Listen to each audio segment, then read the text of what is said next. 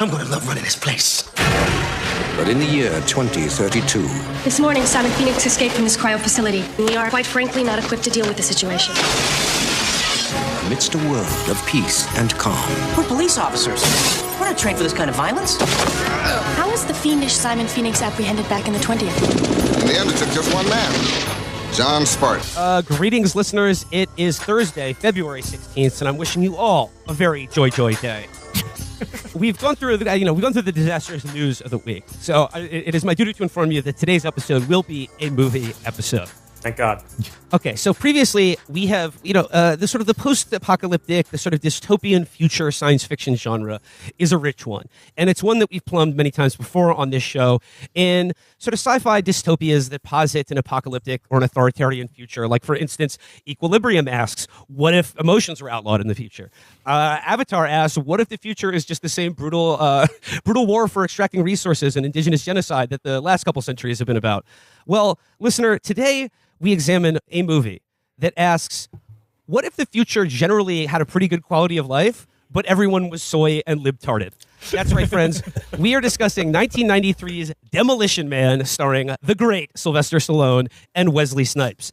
But joining us for this very special Demolition Man episode are two funny book impresarios whose current collection, Justice Warriors, is very much influenced by the 80s and 90s action canon. It is a story about another seemingly dystopian future and the strong muscle men who keep us all safe. I'm joining us now, Ben Clarkson and Matt Bors. Welcome to the program. Hey, thanks. It's a privilege and an honor. I'm also here on this one, and I just wanted to, connect the dots that people might recognize Ben as the animator behind our brilliant Looney Tunes and DBZ animated shorts that we used to open our last two tours, which you can find on YouTube. Yeah, they're good. Go watch them. So, gentlemen, Demolition Man came out in 1993. And it presents us with a sort of a 90s Rip Van Winkle story. It's about what if a 90s super predator in the form of Wesley Snipes was introduced to a seemingly perfect future, that the only problem being that everyone is soy and libtarded and unable to deal with 90s super predators. So indeed they have to thaw out a super cop to fight this super predator in a pussy whipped future.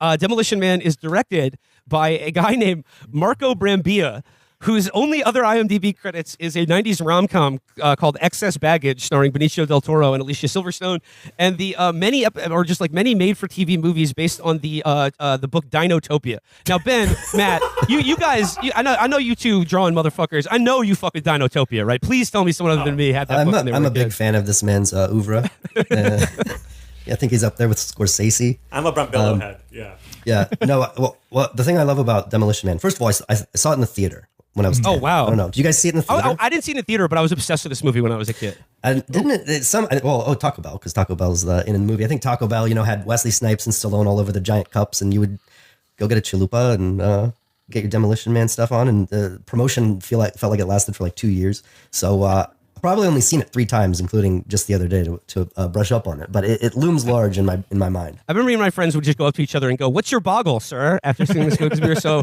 We thought it was the best thing ever. Greetings and salutations. Yeah, this was, I'm trying to think of the first time I saw this movie. I think this was like one of those movies I saw on like, you remember back when flat screen TVs were like 700 pounds? They were like the size of the first computers ever. Yeah. Yeah, I watched this movie in 2004, like towards the end of 8th grade. And I remember, that's around the time that you're reading, fucking Animal Farm and 1984 and Brave New World.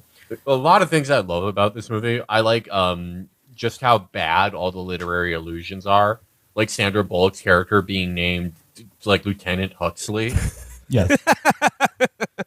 I like that it's not sure which Orwell or Huxley story it's trying to make, like what point it's trying to make ultimately. Yeah. It's because it's not Brave New World. Like the point of Brave New World is, it's sort of like the point of Metal Gear Solid 2, right? That like a deluge of information and pleasure is like a superior means to control the populace rather than like just a boot on the neck 1984 style thing. But it's also not really that, like, everything sucks, but people are just convinced that it's good. Like they're like, oh, it's awesome to have sex through USB-C. It's great to eat like pill meals, and it just took it took one guy to be like, actually, this shit sucks, and they're like, oh yeah, okay. The Demolition Man was a staple of late night Canadian sci-fi network rotation. So I've seen this movie probably 25 times, to be honest. It's a normal amount. Yeah. It is melted into my brain. Like, I put on caps lock when Will suggested this film to me. I was like, yes, I need Demolition Man. Let's talk about Demolition Man. I actually will mount a full-hearted defense of this film. Not from me. You don't need to defend it from me. I love this movie. And I think it's great. I think it's gotten better in retrospect. Yes. Because in the 90s when this came out, I was like, this is an enjoyable sort of reactionary fantasy about what if the future got even more liberal than it was in 1993. But I got to say, now living in a mere decade away from where the events of this movie take place, I got to say, Stallone and company, it's eerily prescient about how soy and libtarded our current reality is. We got self-driving cars, we got Zoom meetings, we've got just general running out of frickin' toilet paper. Well, okay, that is what's interesting to me about it, because there are like fundamental things to it where I do like kind of agree, right? Like, yeah, there are things. There's like a safetyism in modern American life that is like incredibly selective. Obviously that's very different than what this movie presents. Like, this movie kind of is, I guess, you remember when like the liberal response to defund the police was like, actually we should give them more funding and training. I think this is what they had in mind. Yes. Like the world of Demolition Man. This is a reformed LAPD, Yeah. Yeah. But we do, like, we've talked about like the multi-tiered class system that we have in America now, right? Where it's like the lowest obviously is like the invisible person, like homeless people that everyone else just like who's even like an inch above them, like whether they're slightly invisible people, like the people who clean the shelves at CVS or Uber Eats drivers, or office workers, just walk by them, just try not to see them, just try to like put them out of their mind. Then there's like precarious gig workers and wage workers who are just like one step away from those people, and that lowest rung is kept out there. So the most precarious realize like that there's no net to catch them if they try anything. There's to put it in Substack writer terms, the in-group, the email jobs, whatever the fuck you want to call it. And like that's like kind of the group that the rules of Demolition Man apply to the most, except like, I don't know, like we have like all the bad features of the Demolition Man world. Yeah. And none of the good ones. Exactly. Like crime, like America still has like an insanely high murder rate and just general mortality rate for preventable things like infant mortality. There is no safety standards for, as we're seeing, like industrial chemical transport. But you can no longer buy menthols. You can't buy vape flavors. The DEA plays whack-a-mole with every randomly selected drug that makes you feel like anything different from just blink and looking at your phone like everyone else. So I guess it's Demolition Man for everyone who earns more than $80,000 a year, and it's I don't know, the road for everyone. Yeah, the scraps. When I watched it just this last week, I thought that the ideology of this future is basically like a combination of like an Instagram wellness influencer with like the type of like super online small bean type who likes to like cancel YA authors for having like queer orcs wrong, and then like tries to like get them to, and then like tries to get them to commit suicide for like for doing writing wrong, and it's just like, yeah, like those are people who like want to find you for words, basically. Yeah. And I, you know what? A little tidbit that I actually liked with that. That's a great point, because you can very much like extrapolate the ruling class of Demolition Man to like a type of person now who you kind of just articulated. I don't think they intended this, because it would require like knowing a very specific cultural milieu like 35 years in the future. But the fact that like Taco Bell is the place that everyone eats, because there's like an archetypical annoying Twitter guy whose name is like the beer enjoyer, lunch eater. Like, shots fired at Pot About List. Oh wait, okay, Patrick. No, Patrick's actually funny. To edit that out. He's doing it ironically. No, Patrick's doing it ironically. Patrick is actually incredibly funny, and all those ways are. But like, you know what I mean? Like a certain type of like former Bernie 2016 dead ender who now like anytime anyone posts like a news story or something, they're like, I'm having a beer. Like this like fake non-caring attitude. And part of that milieu, and it kind of has been since I would say about 2008, is just like an exaggerated love of Taco Bell to show how like down to earth you are. Which they sort of like hit bullseye by accident there. I think it's interesting to compare. I think it's interesting to compare this sort of like PC dystopia that people imagined in the 90s to the one that we're currently, or people currently imagine. And there's some interesting like contrasts, and there's some interesting like similarities between the two of them. But I gotta say, the thing that I was most struck by watching the movie this time is that like, I guess like the sort of like allegory or like ethical question that's being proposed in a sci-fi medium is that like, okay, because keep in mind, this movie opens in a futuristic Los Angeles of 1996 that is essentially like Lebanon in the 80s. It is a fucking war zone. The city is on fire. It's just like, it's a version of what like conservatives think LA and New York are like right now. The opening shot is literally the Hollywood sign, just mega, like an ongoing fire of the Hollywood sign. It doesn't burn down. Yeah, it's on fire. It's like a menorah. The Hollywood sign stays burning. There's like an LAPD Chinook. Yes. So like that's like the present that we're currently living in, right? But okay, like, but then it like transposes like, 40 years into the future. And the idea is, what if there is a society free of violence, crime, disease, and poverty, but you can't get a goddamn cup of flavored coffee anywhere? Yes. And that is what this movie proposes. So let's get into it. And I want to just say right off the bat, one of the best things about this movie, Felix, as you already mentioned, is how good the names are. So like I said, the movie begins, Hollywood sign on fire. A large swath of Los Angeles has just been taken over and is being run. It's like being run as the criminal district. It's the criminal autonomous zone, of which the ruler is the bad guy played by Wesley Snipes, Simon Phoenix. And his adversary in Law and Justice is Sylvester Stallone, who plays the super cop, John Spartan. I appreciate how many times they say his full name. Like he's basically addressed as John Spartan to his face. Yeah, it's like saying Dr. Jill Biden. You presumably earned that last name. And so this is part of my full-hearted defense of this movie, is that right off the bat, two things. The full-on Humvee police cars, which is hilarious. And then two, there's a great little sequence where Simon Phoenix is getting ready for John Spartan to arrive. And you see a shot of a table with a knife with a skull hilt. And then he grabs it, and he's just stabbing in his MC Hammer pants, stabbing gasoline cans, and gas is pouring on the floor. And then he puts the knife down next to a pack of Marlboros.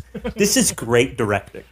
Because you get so much information in just like three little shots. And then I was ready. I was like, yes, this could actually be good.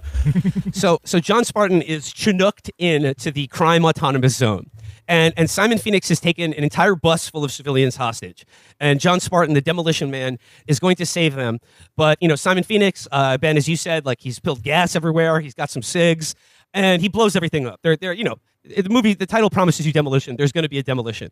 So they blow up this whole building, but Spartan he's arrested Simon Phoenix, and they're bringing them in, and they're like, oh, wait, there are bodies everywhere. Like, Spartan, like, he blew up all the hostages. And he's like, oh, no, oops, not again. And so, like, then the movie begins because he is sentenced as a this is like my mind tripped over this hurdle in the movie. So this movie is supposed to take place in a apocalyptic 1996 Los Angeles in which like the crime autonomous zone has taken over the city. John Spartan arrests the most dangerous criminal in the world, and in the process, 30 civilians lose their lives. I don't think he would be prosecuted by the city of Los Angeles. No. I really don't. I don't think he would be sent to the cryo prison. I think he'd be given a medal. But they're like, oops, well, you killed those people. It looks like you and the guy you arrested are getting frozen. That's right, in 1996. The cryo prison system. Cryo's been going strong. Totally deregulated industry. It works. It doesn't seem like a society that got rid of the death penalty and instituted wildly expensive cryo technology. Yeah, come on. They were obsessed with cryo at this time. Like that was the biggest fucking thing in the world in the 80s and 90s. Just the idea that like you could just freeze somebody for like 50 years. Whatever executive came up with that as a trope around this time, I hope they retired their jersey. And I do like it because this movie has a cameo by the dude who played Riggs and Murtaugh's stupid chief in Lethal Weapon. He's back, and he just shows up to go like, what does he say? He says, damn it, John, I'm tired of this Demolition Man shit. You ever try to remember a little thing called police procedure? And then he's like, I got the bad. And they're like, oh, no, you killed 30 people. you and Simon Phoenix, you're both getting frozen.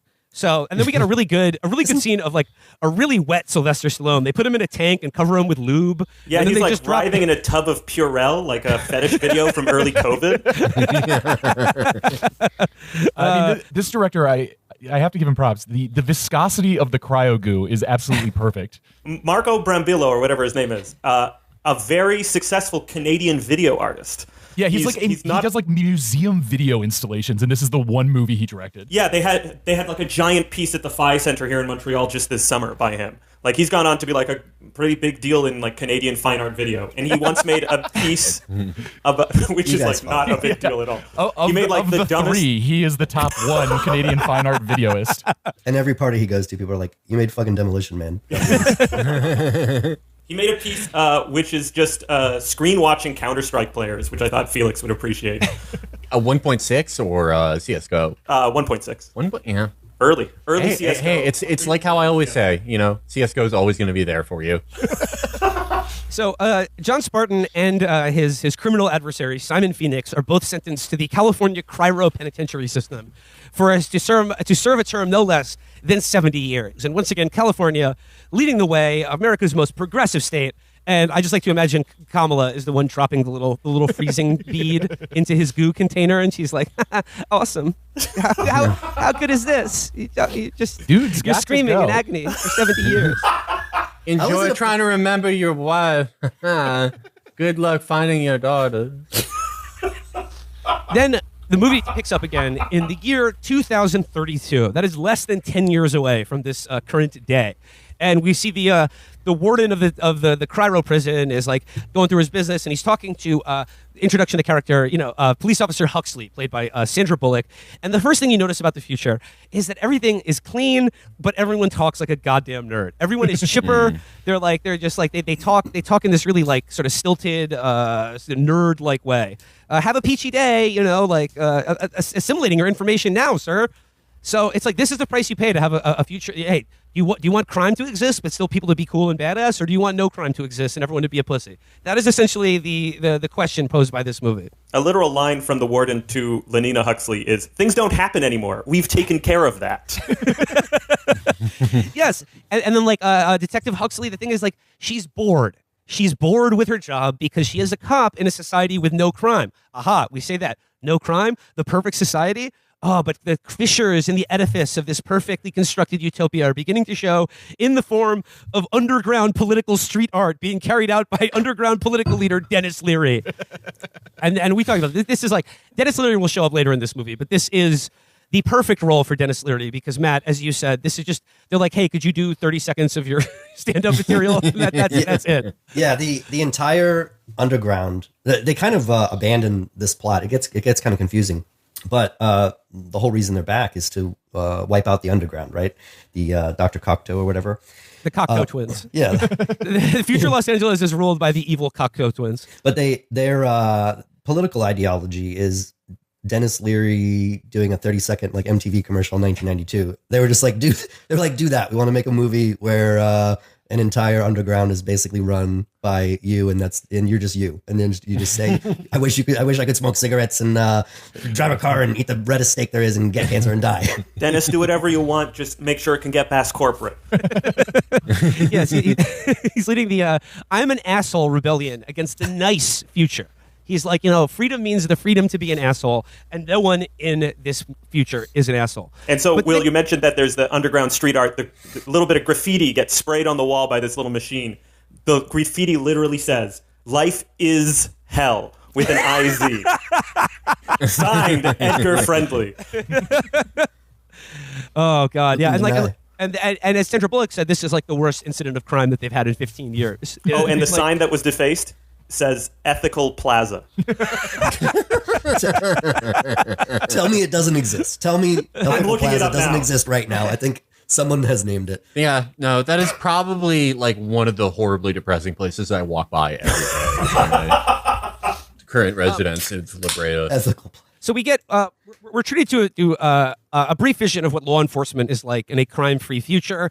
We're introduced to the stupid chief in this film, played by Bob Gunton, who you may remember as the evil warden from Shawshank Redemption. He looks like a giant adult baby. He's bald as hell in this movie, and he's got like these very very bitch ass glasses on, and he's just sort of like we've got to enforce the laws against being horny. This is the very important part about this movie is that it is illegal. You get fined for cursing, telling dirty jokes, being funny, and most importantly, being horny. You have to register with the state to be horny. A dry society. Yeah. I always thought that, like, in Shawshank, and this could just be, like, the way that memory, you lose things as you remember things from, like, 15 years ago or so.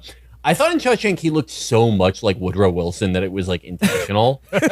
One of our most evil presidents. I mean, honestly, yeah, literally. Like, if we're going to be doing Loop Jumper, we got to kill Woodrow Wilson in one of those.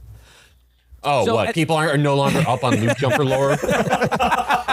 He passed the Alien and Sedition Act, people. He deserves to die. A whole season arc with Woodrow Wilson as the big bad. Woodrow Wilson literally ran on, like, I'm a globalist and it's good. I'm a globo homo. Yeah.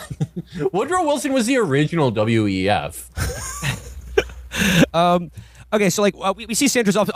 We got a cameo by Rob Schneider, who's playing basically the future version of his copy guy, like making copies, but he's like making people soy another day, putting people in jail for masturbating. And then, but the thing is, Sandra, Detective Huxley, she's bored with the present, but has a kind of, she has a hobby in which she is fascinated with the vulgar 20th century. And her office is full of contraband, like whoopee cushions and the movie poster for Lethal Weapon. And Red Hot Chili Peppers' Sugar Blood Sex Magic. Yeah, a poster for Blood Sugar Sex Magic, which it's always entertained me that if you're taking like one cultural artifact from the 90s, it's Blood Sugar Sex Magic. Honestly, it is. I do like that about it, that like, okay, this happened and there was like a regime that like outlawed all like bad art, like all evil art. The contraband people would have would be like, yeah, I don't know, like a Chevelle album. I love how at the time it comes out in '93, and Sandra Bullock is basically, they were just like, what if a woman loved like the last 4 years? Yeah. What if she just loved the last Lethal Weapon movie and the last Chili Peppers album was just the first thing on her mind at all times? And it's hilarious how it doesn't take place that far in the future, but almost no one seems to know anything about what happened in the 20th century, except that it was just horrifically violent and crazed. But there's people who are 50 and 60 years old who remember, just like that one cop who yeah. He gives him the idea to thaw out John Spartan because he's like, hey, remember when guys were alpha? Like this is the thing. There are no alpha males in the future. And, there are evil alpha males like Simon Phoenix, but you need a good alpha male to defeat an evil alpha male, which is exactly what happens because for some reason they decide to thaw out Simon Phoenix for like a parole hearing for like 2 seconds. And buddy, let me tell you, he escapes very easily. Well, he's aided in that regard, but like they thaw out Simon Phoenix and they're like, citizen, like, how do you feel about being frozen? And then he's just like, Simon says die, motherfucker. And first he says, teddy bear. Which is the escape word from the cuffs, I guess. The safety word. On the cuffs. Yeah. I'm like surprised that they didn't go with like, I guess this was like too early for this. The movie would have had to be made like 20 years later. If they didn't go for like a woke angle on getting Simon Phoenix out, where it's like, oh, we have to do reparations.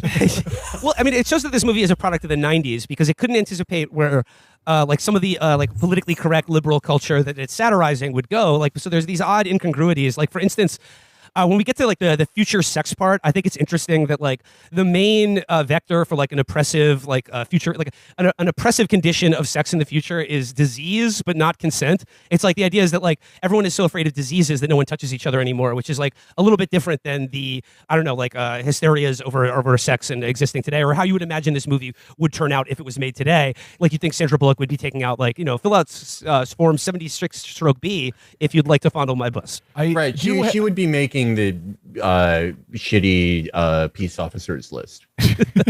I do have to wonder how the sex scenes in movies hysterics online would take the sex scene in this movie. Like, is this the acceptable level of sex scene? Can two characters just think sex at each other? Do we want to wait on this? Because I got a lot to say. Are we getting into the sex scene now?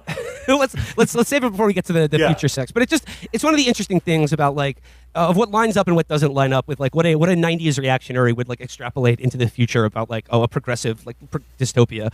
So they thaw out Simon Phoenix. He is aided in his escape by like he says a code word and his shackles are undone, and then he murder death kills like 6 people. And these are the first murders that have happened in like decades, including the warden played by Andre Gregory, to which I say my Taco Bell dinner with Andre. The warden's name is Tyrone Smithers, and Wesley pulls his eye out.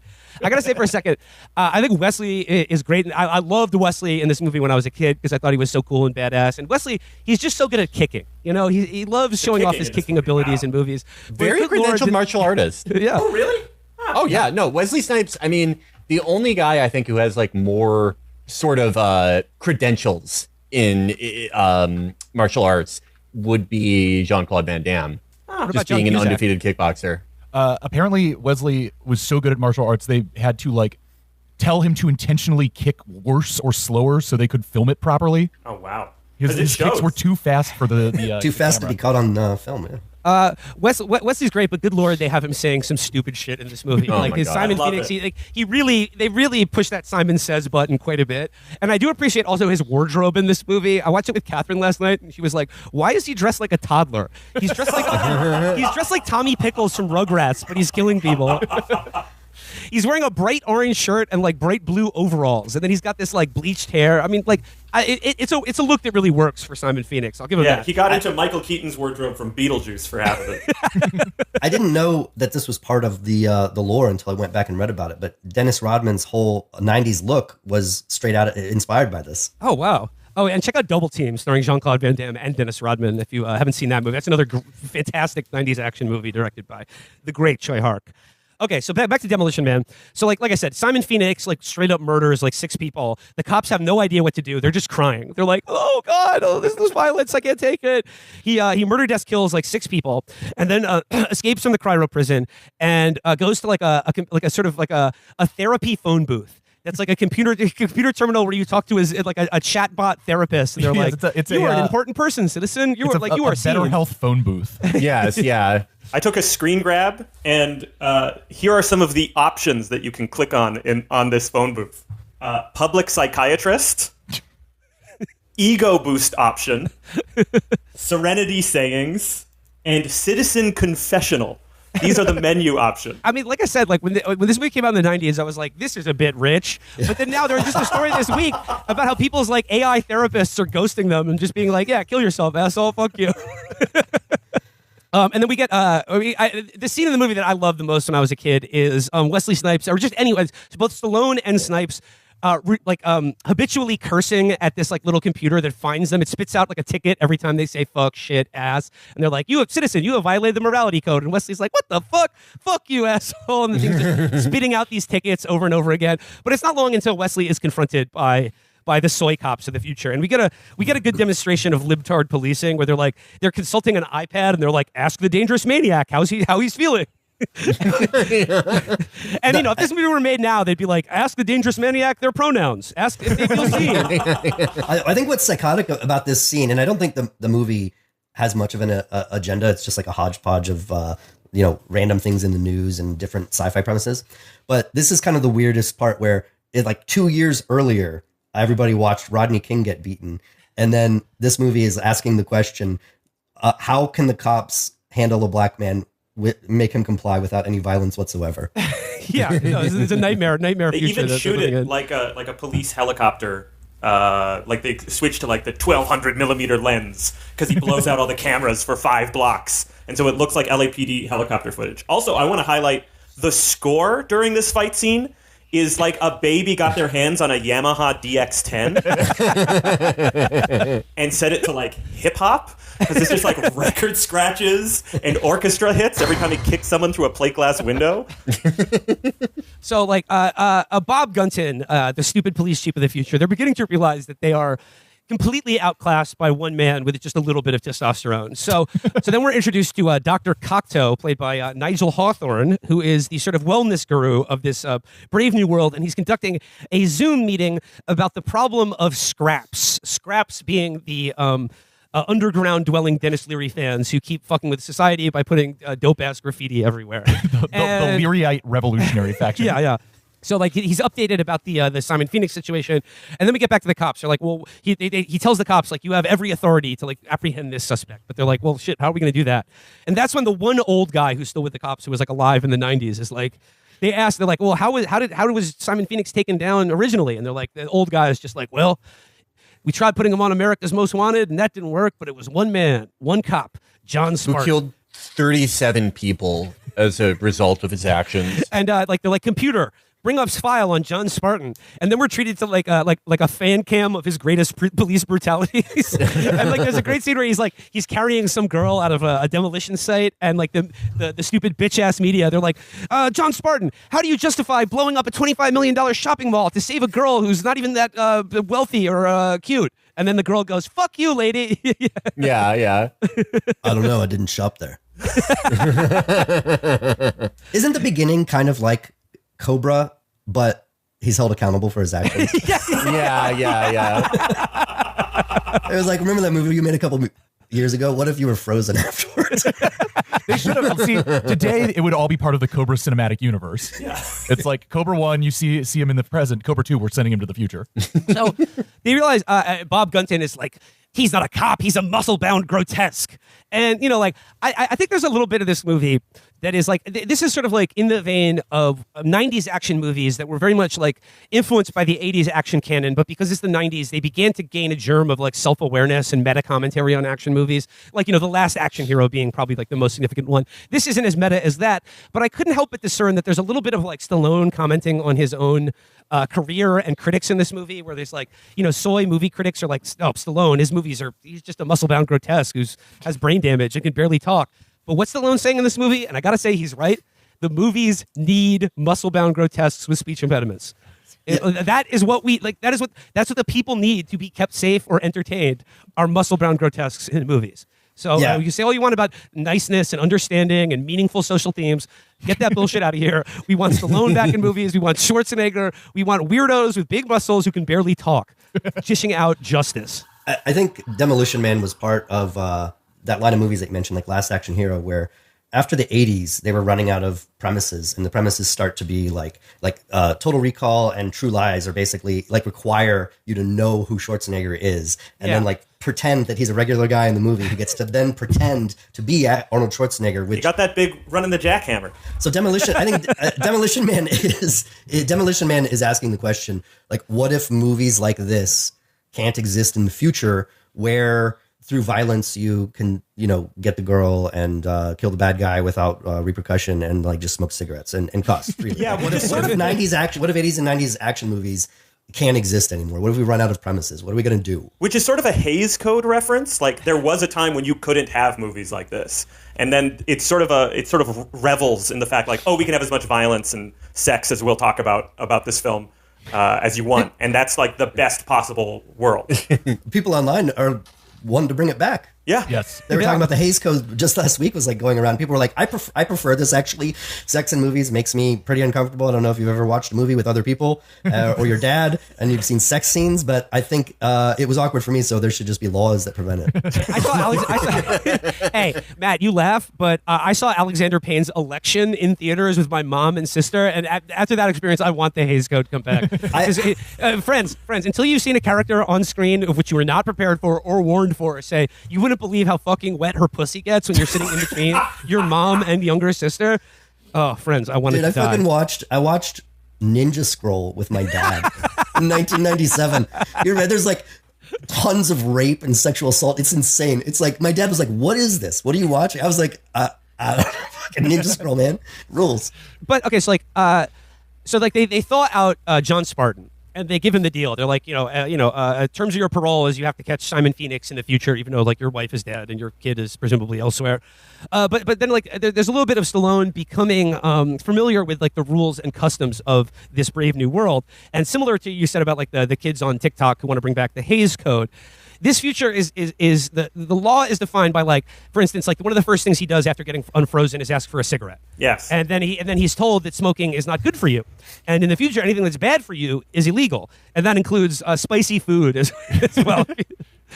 But abortion as well as pregnancy, which I found they really split the baby there. Not to use too bad a pun there, but yeah, like they're like, oh, it's not right wing or left wing. Like abortion is legal, but so is getting pregnant. If you don't have a license. I do appreciate Sandra Bullock's like kind of gormless repeating of it's bad, so it's illegal. Yeah. And I guess like this is like another interesting breakdown between like how people in the 90s would like projected like what they saw as political correctness or what were like the main like I don't know sources of politically correct oppression. And in this movie, it seems to be mostly based on health. You know, like eating bad food, smoking cigarettes is bad for you, like drinking alcohol, spicy foods, things like that. But like, you know, I think in our current moment, like with the Hays Code thing, it's like it's connected, but it's this idea that like bad thoughts are illegal, you know, like the upsetting things or portraying morality that is different, that is incorrect or prejudiced in some way is an endorsement of that. So like, I think things have changed a little bit. Like it's not so much, it seemed like, you know, in a 90s context, like people were really being oppressed by like healthy food options and like health food in general and like not being allowed to smoke on airplanes anymore. Yeah, well, that's Dennis Leary's whole shtick. And I'm like, I don't know, I'm kind of glad that we got rid of smoking in every single public space. One of Leary's points in his screed is, I want to smoke a cigar the size of Cincinnati in a non-smoking section.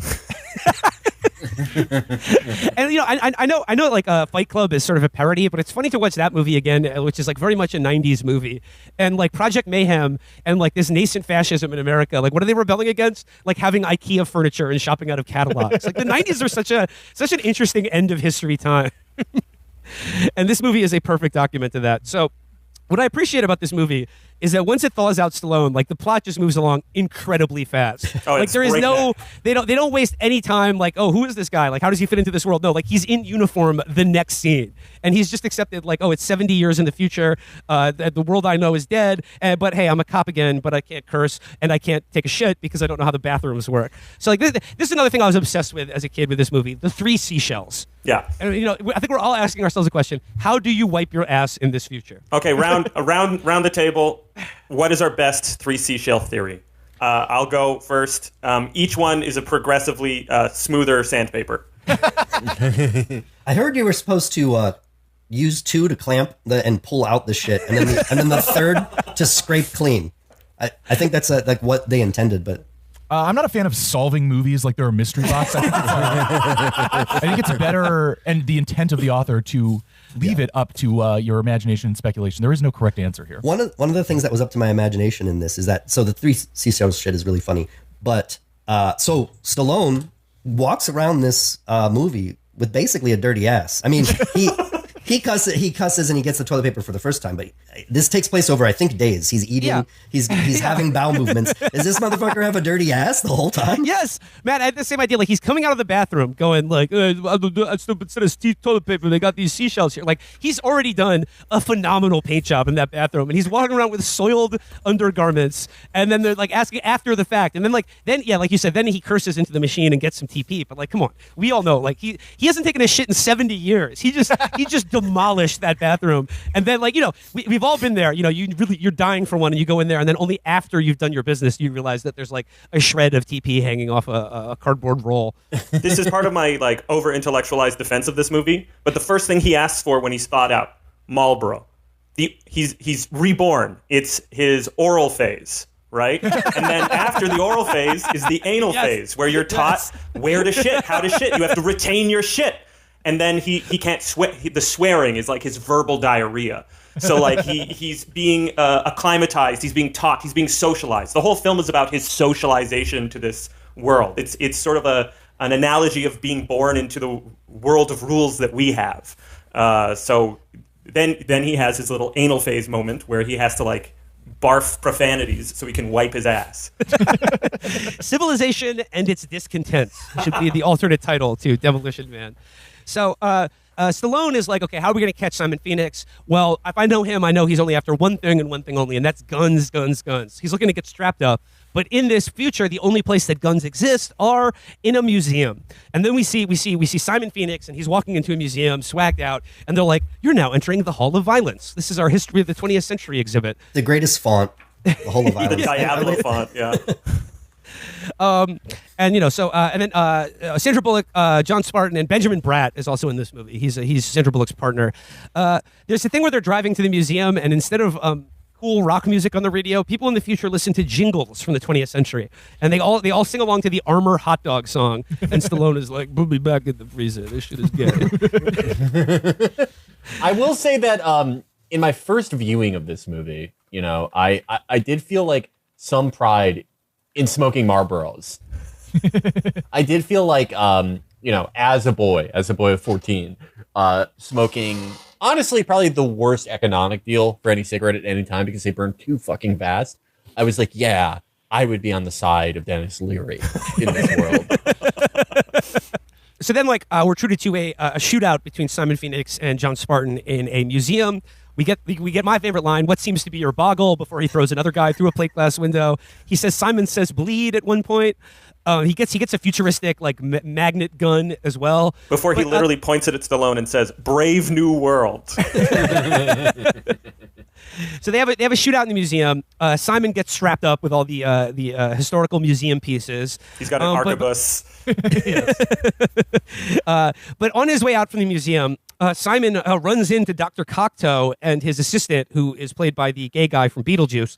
But for some strange reason, Simon Phoenix, the most murder, death, kill happy man on the planet, cannot seem to pull the trigger on Dr. Cocteau. And here it is where it is revealed that the evil wellness guru was in fact the one who freed Simon Phoenix from his icy Borstal and programmed him to kill Dennis Leary, a.k.a. Ron Friendly, leader of the Scrap. Edgar Friendly. Who at this point, I don't even know if we saw him on screen for a minute. He's looking through a weird periscope and he's like, "I gotta get the food." It's such a waste of a character and a subplot because it's like the contrivance of why they're there is this underground resistance and Edgar Friendly, and it's just they just do away with it at some point. They're like, nah, it doesn't matter. A leader of the underground resistance, Edgar Friendly Stranger. He's like, Dr. Cocteau, I'm going to wake these people up. The citizens are going to know that you can sit on your hand long enough until you jack off and it feels like another person tugging your dick. So Stallone runs out and he seems to save Dr. Cocteau from Simon Phoenix. And then we're treated to Sandra Bullock's charming misunderstanding and misuse of 20th century aphorisms and sayings when she says, "Wow, John, you really licked his ass." And then he has to be like, kicked his ass. Because, she's a fan of the 20th century, but, she's missing some of the context and details. So Bob Gunton rolls up, and he's like, "Oh, I'm sorry, Dr. Cocteau. I'm sorry for this barbarian Neanderthal." And he's like, "Oh, nonsense. Simon Phoenix just tried to MDK me." And then he invites Stallone to dinner at Taco Bell. The next scene, Sandra Bullock is driving him to Taco Bell, and we get another very prescient and interesting part of this movie. In 1993, this movie posits that at some point in the near future, Arnold Schwarzenegger would become president of the United States. And now the Schwarzenegger Library, sort of an oxymoron. But in this movie, they said Arnold was so popular that public support for him was so great that our Constitution was amended so that he could become president. And I'm just thinking, this is the future we could have had. This is what was taken from us. If thawing Simon Phoenix out is a small price to pay for fucking amending our stupid Constitution so Schwarzenegger can become president at some point. I am interested in the sort of intra-action star politics of Stallone basically saying that if Schwarzenegger became president, he would be the head of a libtard imperium, basically. Yeah. That is a very interesting implication there. Well, I don't know if you guys saw this. I read this last week, but did you guys hear the story about how Schwarzenegger basically conned Stallone into starring in Stop or My Mom Will Shoot, one of the famous disasters of all time? So it's a rivalry, but it's a pretty one-sided rivalry between Arnold and Stallone. Arnold is one of the most ruthless and clever guys on the planet. Oh, yeah. So apparently Stallone got the screenplay for Stop or My Mom Will Shoot and was like, "This is one of the worst things I've ever read. Let's see if I can get Stallone's dumbass to star in this movie." So he basically calls his agent and contrives to plant a story in the Hollywood press that Arnold is very interested in this script and is asking for this number, this big number. And knowing the studio would see that and be like, "Ooh, that's what Arnold's asking. Let's see if we can get Stallone for slightly less." And they offered it to Stallone and he took it. And then Kindergarten Cop becomes the good movie that's supposed to be dumb as hell action guy being an idiot that is good and remembered, and then Stop or My Mom Will Shoot is just an embarrassing flop. I'm excited for that movie to get a reappraisal on TikTok for people to be like, actually, this is about chosen family and it's good. Stallone embraces a gentle femininity that is unique for the genre. If more men, were cops with their mom, maybe women would be treated better. So they're at the dinner at Taco Bell, which is like in the future. They said Taco Bell was the only survivor of the franchise wars. Folks, if you thought rock and roll cola wars were bad, then you ain't seen nothing yet. So all restaurants in the future are Taco Bell, and he's at dinner. He's eating the bug. He's living in the pod, but he's not liking it. But like their pleasant dinner of eating the bugs is interrupted by a raid by Dennis Leary and his scrap brigade. And of course, Stallone fights them off. He's the big hero. But then he's like, "Wait, all these people wanted us some food." This is he's beginning to see that, like, hey, maybe this new future it isn't so nice. But this is all good though, because this is all just an appetizer leading up to Sandra Bullock inviting John Spartan back to her apartment for future sex. Mind sex. Sex. Like you got the, can you cut in the dead pres burning incense and just chat, relax. I'm so glad you remember that song. Eat some salad with croutons on the futon.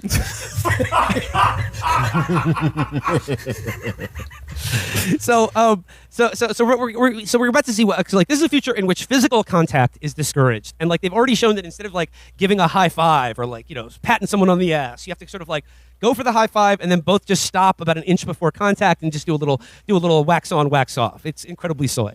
It's awful. He's like, I'm talking about the horizontal mambo. Okay. I love this about Stallone because, so Sandra Bullock is like, she's like, John Spartan, like, there's a well-documented connection between sex and violence. And, like, today's events have left me a bit randy. So I'm wondering, would you like to have sex? And then, in a classic Stallone line that reveals him being low-key sus as fuck, he goes, "With you?" And this is exactly like, do you remember in Rambo 2 where he's on the boat with like his the Vietnamese girl who's like his contact in like the underground resistance, and she goes, "Rambo, have you ever been in love?" And he goes, "With a woman?" So once again, and then an adult man refers to sex as the hunka chunka. What's the horizontal mambo and the hunka chunka? The whole time Sandra Bullock is propositioning him, right behind her is a portrait of JFK, and he has a Saturn V rocket sticking out of his crotch. Once again, visual storytelling. There's so many sight gags in this movie. It's crazy. I also love how, like, 5 hours earlier, he learned that his wife was dead. He's like, sure, I'll fuck you. Whatever. Yeah. It's been 70 years. Or not 70, but 30 years. So, like, okay, so wouldn't you have it? Wouldn't you know it? Sex, just like everything else in this future, sucks. It's terrible. Sex in the future involves sitting across from your partner and putting on like a VR headset that mind rapes you with images of sexy Sandra Bullock. This is, I think, the best part of the whole movie, in my opinion, because the Sandra Bullock sex shots, right? Like, it's like this disquieting synth music. It's like a Black Mirror episode. She's shot from both sides with like different colored light, and she's like writhing in this pleasurable way. And then it cross cuts to Stallone, who's doing what I call a wooga face. And it's just like zooming in over and over again. And Stallone is literally like he is an unwilling participant in one of those games that's like try not to come in 5 seconds, and he's trying with every cell in his body, and it's like, oh god. It's like he's doing the same motions with his upper body as like RoboCop does when he's having memories of his family. I will say this scene, though this was not its intention, it is the best capture of the phenomenon of having sex with somebody while thinking of someone else. I even wrote this down, that it's the same as that Blade Runner 2049 scene. Like, that's the only other sex scene I can imagine that I can compare it to. It's a very unique scene in cinema. And then the thing I find really interesting is that it's like technologically mediated. Like, media, it has a relationship between media and sex and fantasy. And here I come back to my overthinking Freudian thing. This is his Oedipal moment. It's the next stage. He's moved on to the genital stage at this point. And his sexuality, his sexual urge is now mediated by the society that he's being introduced into. So like Cocteau now is like, has him by the balls. He's living in Cocteau's world. Yes, he's desperately trying not to bust by imagining Yankees bench coach Don Zimmer and his big baseball head. But Sandra Bullock, like, entreating him is just she keeps mind raping him. She keeps penetrating his brain space with like alluring eyes. I feel like I would have kept the thing on longer, and I want. Can you nut from that shit? Like what? Sure, look like it. Let's do it. I mean, Stallone finishes prematurely. Like Bullock is disappointed. Yeah, and then like he's like, "Oh, what the hell is this? I thought we were gonna do it the old-fashioned way." And Sandra Bullock's like, "Ew, a fluid transfer? Oh, horrible, awful." So he goes home. His sack is fully engorged, and like he basically goes across the hall. And I was thinking, like, it's not in the movie, but I was thinking it would be a really funny gag in this movie if he goes home like all horned up and then just jacks off in his house, and the little thing is like, "Citizen, you are violating self-abuse morality code 42 strokes B." And like the machine keeps spitting out little papers, but he's using it to wipe off his nut.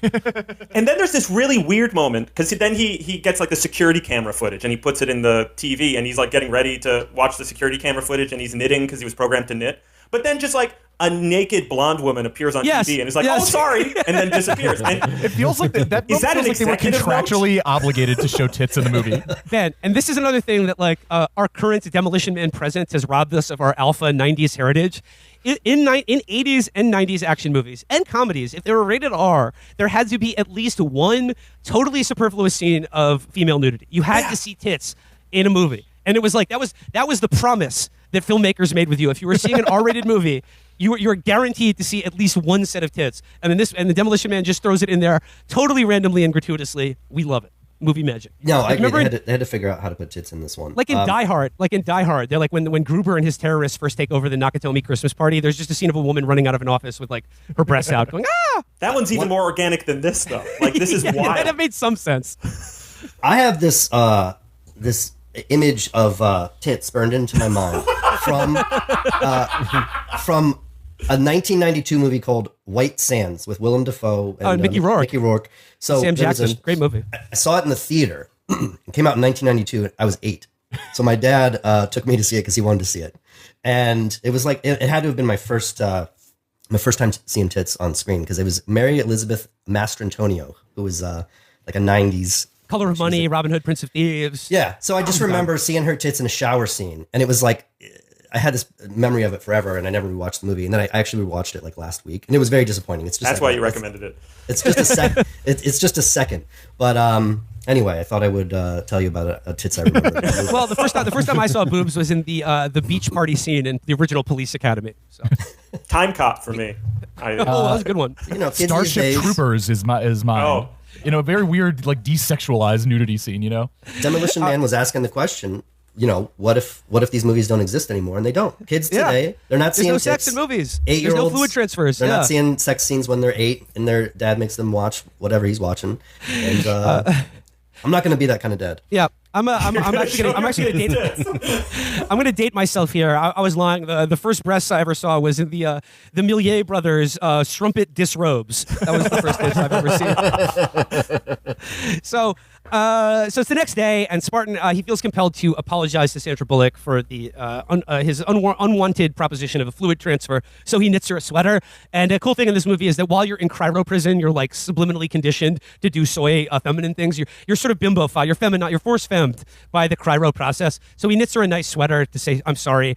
And then but he has also, like, for some reason, seen security footage of Cocteau being confronted by Simon Phoenix, and he realizes that Cocteau is all in on this, and he's in fact the one who freed Simon Phoenix in the first place. Yeah, Simon Phoenix receives like martial arts training, hacking training, enhanced interrogation training, and then at the same time he wants to Sirhan Edgar Friendly. He's a CIA agent, basically. I love like the convolution of the plan to kill Edgar Friendly, because it's like, instead of like, I don't know, like deprogramming someone to be able to kill them, it seems like they have a comprehensive command of everyone's mind. Couldn't you just take like one guy and be like, all right, let's put him in cryoprison and make him watch like Kickboxer? And then he should be able to kill this guy who's like dirty and lives in a sewer. But no, we need to create like literally the most dangerous man the world has ever seen to kill Dennis Leary. Yeah. So Spartan, Huxley, and Benjamin Bratt They venture into future Los Angeles labyrinthine sewer system in search of Simon Phoenix, but they encounter Dennis Leary's Scrap Underground. That's right, the only place where you can still get coffee-flavored coffee and a delicious rat burger. So that's one of the first things. Yeah, and beer. He gets a beer and a burger. It's rat, but if I love that he's like eating the burger. Oh, this is the best burger I've ever had. And then she's like, oh, it's serrata. And then he's like, oh yeah, and he keeps eating it. Yeah. And then the next shot, he's finishing it up. He's licking his fingers like that was disgusting.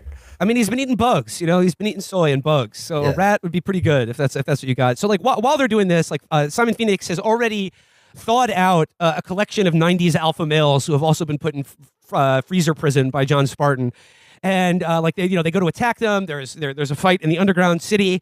One of Spartan's gang, by the way, played by the great Jesse Ventura. You got Jesse the Body in a movie. You're laughing. Here's where I learned that this movie could have been definitely 25% more coherent, but they cut a ton of shit out. So all these cons, they just sort of disappear from the movie. They encounter like two more of them later, and Huxley kills one. But I guess Stallone had a big showdown with Ventura on the screen at some point and fights him and kills him. They cut that. And at this part, the subplot of Stallone, or whatever his name is, Spartan, having a daughter is actually they answer the question by showing that she's a scrap, and she's like, hey, what's up? So he finds his daughter hanging out with these folks. They cut that from the movie. So then you're like, is he trying to have mind sex with his daughter? It gets confused. You're like, they bring it up, and then he never tries to find his daughter. So I feel like the raw cut. We need a director's cut. Marco Brambilla cut. Release the Brambilla cut of Demolition Man. Yeah. And then in their encounter with Leary, we get like the only bit of character work he does when he's not like looking dirty and being like, I hate the future, is like, as you said, Matt, he does about 30 seconds of like PG-13 Dennis Leary material where he's like, I'm a big believer in freedom of choice, man. Yeah, that's right, the freedom of choice. I want to eat a barbecue sauce with extra ribs, and I want to get fat and smoke a big cigar and blow it in a baby's face. I'm into freedom of speech and freedom of choice. I'm the kind of guy who likes to sit in a greasy spoon and wonder, gee, should I have the T-bone steak or the jumbo rack of barbecue ribs with the side order gravy fries? I want high cholesterol. I want to eat bacon and butter and buckets of cheese, okay? I want to smoke a Cuban cigar the size of Cincinnati in a non-smoking section. I want to run through the streets naked with green jello all over my body reading Playboy magazine. Why? Because I suddenly might feel the need to, okay? But having an abortion is killing a baby. I want to make that clear. Okay, and here's another glaring, not to critique, what I think is an excellent, sort of Lacanian psychological text about man and his place in society. But so Cocteau, in order to kill Dennis Leary, Cocteau has already programmed Simon Phoenix to be the most dangerous man in the world. There are no guns in this future. He's basically the only one that knows how to kill anyone or has any inclination to do it. And then he goes to Cocteau and he's like, yeah, can I get 5 more guys just like me? And he's like, okay, sure. But he dethaws these guys without implanting in them the subliminal code to not kill him. Big mistake. So what happens? Rookie move. So Simon Phoenix pointing a gun at him. He's like, oh, I want to kill you so bad. And then he just throws the gun to Jesse Ventura and he's like, hey, kill this guy for me. And then he just shoots him and dumps his body in a fireplace. I thought that was pretty cool when they just throw his ass in his huge office fireplace. Another log on the fire. Yeah. I thought the scene would have worked so much better if the workaround was that Wesley Snipes just gives a gun to Associate Bob and holds a gun to his head and says, I'm going to kill you if you don't kill Cocteau. And then forces him. Yeah, it would have been better if Bob did it. Yeah. So basically, Simon Phoenix is going to thaw out all of the alpha male criminals that are currently on ice, and they are going to be like the new warlords of this pussy whip society. Sandra, Detective Huxley, she's like, you can take this job and shovel it to Bob Gunton, and she's like, I know what it takes to fight evil now. Let's go kick ass. So they go to the cryo facility where Wesley is busy, thawing out some alpha criminals, and I gotta say, there is an inexplicably long scene during the climax of this movie where Stallone gets trapped in some sort of arcade magic claw, and it's just spinning him around. And he's like, "Whoa, I'm trapped in here!" And this scene goes he's trapped in that claw for what seems like 5 fucking minutes of screen time. Simon Phoenix fires a full magazine from a fucking machine gun at it. Yes, he does get hit once. This is the climax. This is the scene that they kept in to cut out the scene where he engages in physical combat with Jesse the Body Ventura. Insane. Look, if you build a working mechanical claw for your set, you gotta get your value on it on the screen.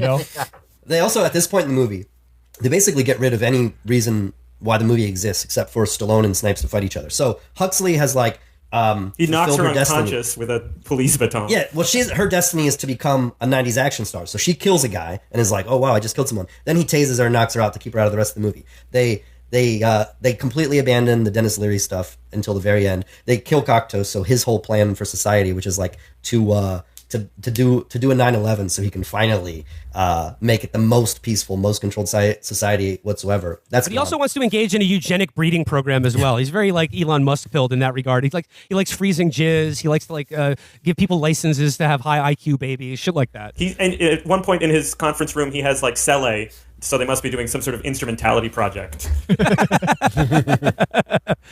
So yeah, there's the showdown. Simon Phoenix is frozen once again with like the freezing bead and the cryo lube. hijinks. Yeah, he gets lubed up, frozen, and then like kicked and shattered T2 Gets style. his head kicked off. Which I gotta say, like that was a pretty cool effect because like he was like totally frozen like T1000 style, except for his like bleached blonde hair. His Dennis Rodman style hair is still perfectly bleached. One of the first scenes he says to John Spartan, "I'd lose my head if it wasn't strapped on." And he says, "Oh, good to remember." Little foreshadowing. They also do the standing in a puddle thing. Yeah, like 3 standing in a times. puddle of dangerous liquid that is going to harm you. That was the 3rd time they did that. Oh, right, because like Wesley put him in gasoline in the opening scene, and now Wesley's standing in the cryo lube, and yeah, he gets. And then in the museum, they like I think. It's glow water, rod it's and the electricity, water. yeah. They should have done it 4 times. It's a really nice touch that there's frozen red stuff inside the frozen head when it shatters. Yeah. It was a pretty cool effect. So basically, Stallone, he does another paint job. He does another demolition job on the cryo facility. The perfect future is upended. There's no more cryo prisons. The scraps have come from out underneath the streets of the city. They are smoking cigarettes in public. And like the movie is sort of resolved where like Bob Gunton rolls up and he's like, what are we going to do? You know, our perfect future. And Dennis Leary's like, I'll tell you what I'm going to do. I'm going out and get him hammered. I'm going to paint the town red. I'm going to do graffiti everywhere. I'm going to smoke cigarettes. It's going to be awesome. And then like Stallone's like, maybe he meets somewhere halfway in between. So it's like the end of the movie is like, look, we went in the 90s, we went too far. We let criminals establish an autonomous zone and kidnap buses full of civilians. But in the future, you can't eat spicy food or smoke blast cigs anymore. So like the lesson of the movie is like, we just need to find a balance between Dennis Leary and Bob Gunton. It's basically Stallone being. He's like, I don't do politics. You know, I kick guys' heads off. I don't do politics. I'll let you guys figure it all out. I'm going home to fuck my new girlfriend. My wife's dead, but I got I don't. She could be my daughter because I haven't looked up where my daughter's at. But I like that is a thread of the movie that I absolutely adore. How it's all these years in the future, and he's like, "Where's my daughter?" And they're like, "Ah, we don't really know." And he's like, "Ah, okay, you tried." Sandra Bullock reaches to look up, and he's like, no. Well, I mean, he plants like a big VJ Day style kiss on her, and she's like, "Wow, are all fluid transactions that fun?" And he's like, "No, what do you suck my dick? What do you suck my cock?" I mean, yeah, that is sort of that it ends on a positive message, and that message is like, if you lose your daughter, and by lose I mean like don't really like look for her or like care, you can just like. There's a 23-year-old out there. You can make a couple new ones with her.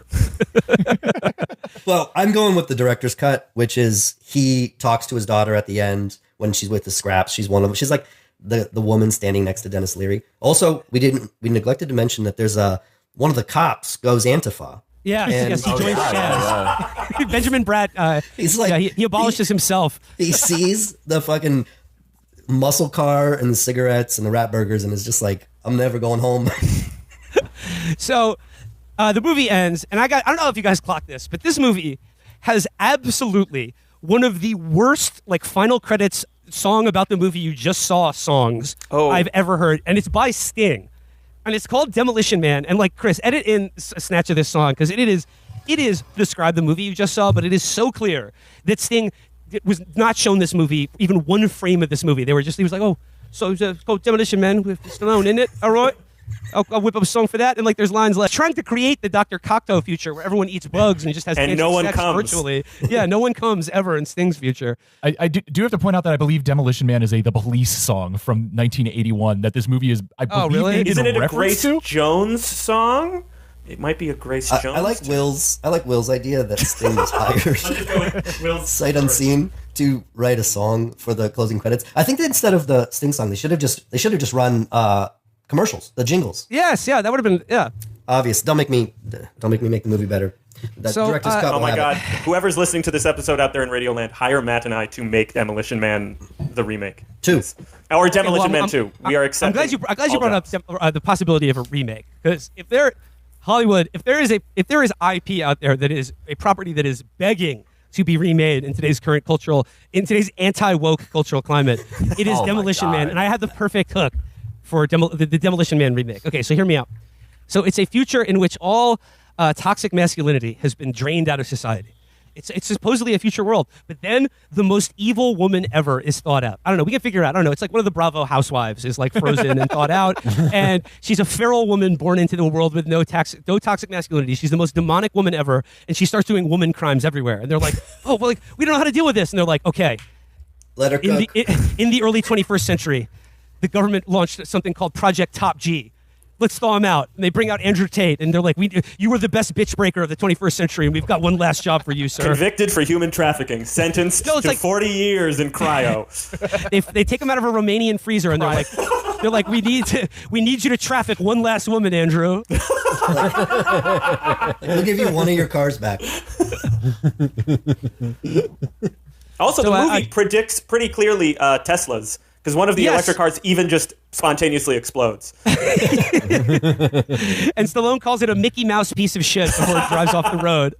And it's obviously just like fiberglass strapped to a wildly unsafe metal frame. So yeah, so that is Demolition Man. Gentlemen, any closing thoughts on this 90s masterpiece? All I can say is just I totally agree with you. There's no movie more primed for a remake in today's world, and I do love your idea of like having Jen Shah take over the Simon Phoenix role, and yes. It ends with like it'll be like a lady cop who gets seduced by like the top G lifestyle. I don't think you can. We're too divided these days, boys. In the 90s, we could enjoy things, but I think the culture war. You can't do a satire like this anymore. It's just it's too close to home. Like the people we were talking about they're gonna cancel it. It's you got to get it in at least before they reintroduce the Hayes Act. Well, and I think that's really funny about the movie too, because if you think about it structurally, it's a Western, right? It's like a small town with no crime, the homesteaders, and they're not equipped for this. And then the outlaw rides into town with like, oh, we need like John Wayne. We need like a real lawman to come in. Yeah. We need the Kurosawa boys to come in here and help us out. And so as you guys have mentioned a lot on the show, is that when the frontier, like it's literally LA, it's at the edge of the frontier. When the frontier dries up, the only thing left is culture war. And so it really predicts that. It really gets into that because the film is just culture war nonstop. It's culture war played for laughs, which is why it's really alarming how on the nose it hits everything and how depressing it is that nothing has moved on from it. When I was watching it, I was just imagining like a movie like that being released today and the deranged level of discourse around it. Like before you would even see a movie in the theaters now, you're like, oh, like, conservatives are like getting Demolition Man tattoos and like it's people say if you go see it that you're not an ally because like it's about like controlling the black body and he kicks the black guy's head off and it would just like you can't make a movie like that anymore, not because the censors will get you, but just it's such a silly movie that has no real political core to it, so it's kind of like inoffensive and just funny. And if that movie were somehow just released today, it would just, the discussion around it would be the most insane thing you've ever seen. Okay, I think I have a little bit of I don't know, a compromise for you. How about like instead of Sylvester Stallone, instead of like a man who's he's too based for this soy world, how about like it's a woman who gives no fucks? Like it's about I remember someone posted a clip of that new Wednesday Addams show. I don't know if you guys saw that, but it was one of the characters says to Wednesday Addams, she goes, most people pretend they're out of fucks to give, but you've never given one. Like a character like that, I think Simon Phoenix energy. No, that Simon Phoenix would be like a girl who does have fucks to give, or a guy who is a fuck boy. Let's say a fuck boy. Do you remember I don't know if people remember my previous intellectual property besties. I've described it before. It's a film, or it's a TV concept rather. It's about a based trad girl and a freewheeling libertine leftist girl, and they both live in Bushwick, New York City. And over time, their views shift. Like the trad girl, like she starts becoming like a little more leftist because of her encounters with the dreaded fuckboys. Whereas the leftist girl, she becomes a little more based because she's like, hey, wait a minute, I got called for a sensitivity review in work. And this can be like the movie that kicks off the Besties universe. Like the Besties can be sort of spurred into action by this, the Demolition woman, Jenna Ortega, who let's say like she came from the 90s, a time when women truly had no fucks to give because they were all wearing vests. She's the kind of woman who listens to gangster rap on the way to Pilates class. Yeah, that's a woman with no fucks to give. Yeah. Like sort of, make her like sort of early 2000s and give her a ton of like early 2000s visual indicators like thin eyebrows, like the weirdest looking jeans you've ever seen, a Kangol cap on a woman. And yeah, I think we got it. Once again, Chapo Trap House, they call us the script doctors. So that's Hollywood. We're waiting for your call. So that's Demolition Gang. That's Demolition Man. We're the Demolition Gang. I want to thank Ben Clarkson and Matt Boers. But before I get you guys out of here, I would just like to entreat the listeners of this show to check out the newly collected Justice Warriors Volume 1, a funny book by you guys, introduction by yours truly, that I think very much is indebted to the canon of the Stallone, Cobra, Demolition Man, Arnold, Commando style. This is 45 caliber justice in a dystopian sci-fi future. Absolutely. Yeah, 168 pages of justice. Link to pre-order. It'll be dropping next week on Wednesday, but that's Justice Warriors Volume 1 by Matt Boers and Ben Clarkson. Introduction by Will Menaker. So, Matt, Ben, thank you guys for joining and watching Demolition Man with us. Yeah, I would like to say a special thank you to Matt. Matt is a key part of Chapo lore. Matt invited us the first time we had ever arrived as a unit, as a show, to our first ever media event, which was around the 2016 Democratic Convention in Philadelphia. You invited us to a NIB event, and that was the first time where it was like, all right, it's kind of embarrassing we get invited like a package deal rather than as individuals, but that's just how it's going to be. But been a fan ever since, and that's funny because that's such a weird event because it was so the context is it was the DNC convention in Philadelphia in 2016. And we were with First Look Media, and they just spent an insane amount of money to set up this and I was like, what is going on? They're spending more money than they're actually giving us to like run this publication or to make cartoons. But there was, I figured it out. There was like, they were like flying in like people they do podcasts with so they could take photos of themselves at like an event. But yeah, you guys were in the city, so I was like, why don't you come over? I have an event I can invite people to now. No, that was we could do an entire episode about 2016, the last year. There was just like goofy money in East Coast media. I feel like it's like a little too inside baseball for the audience, but it is. I do have some legitimately hilarious stories as a freelancer at that time. I don't know. I love media history, so.